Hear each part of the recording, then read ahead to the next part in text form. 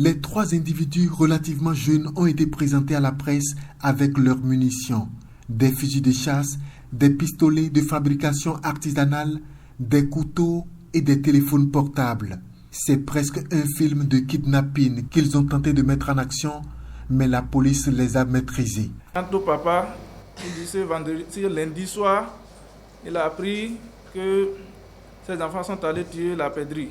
Mais toute la nuit, les enfants ne sont pas revenus. Ils se sont mis à chercher les enfants. Le mardi, vers 10h30, 11h, il reçoit l'appel des ravisseurs qui lui réclamaient 15 millions. De 15 millions, ils sont revenus à 10 millions et il s'est porté au commissariat pour la déclaration. Là, la police s'est mis en branle.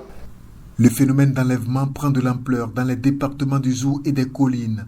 Mais les hommes en armes se sont organisés pour la riposte à travers une opération dénommée Tempête du Dragon des Collines. L'opération Tempête du Dragon des Collines, soutenue de bout en bout par le préfet et le directeur général de la police républicaine.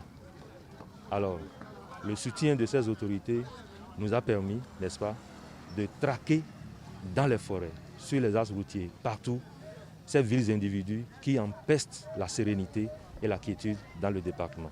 À ceux qui continuent de se comporter ainsi, en interpellant les gens sur la voie, en les enlevant, pour commencer par exiger du rançon, qu'ils sont suivis sérieusement et qu'ils doivent rebrousser chemin.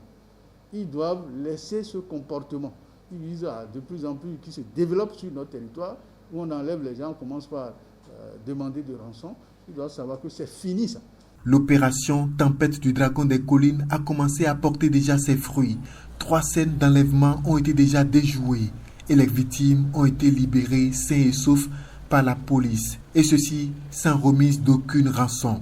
11 suspects ont été arrêtés et les 3 qui ont ouvert le feu sur la police ont été neutralisés. Le préfet appelle à la vigilance.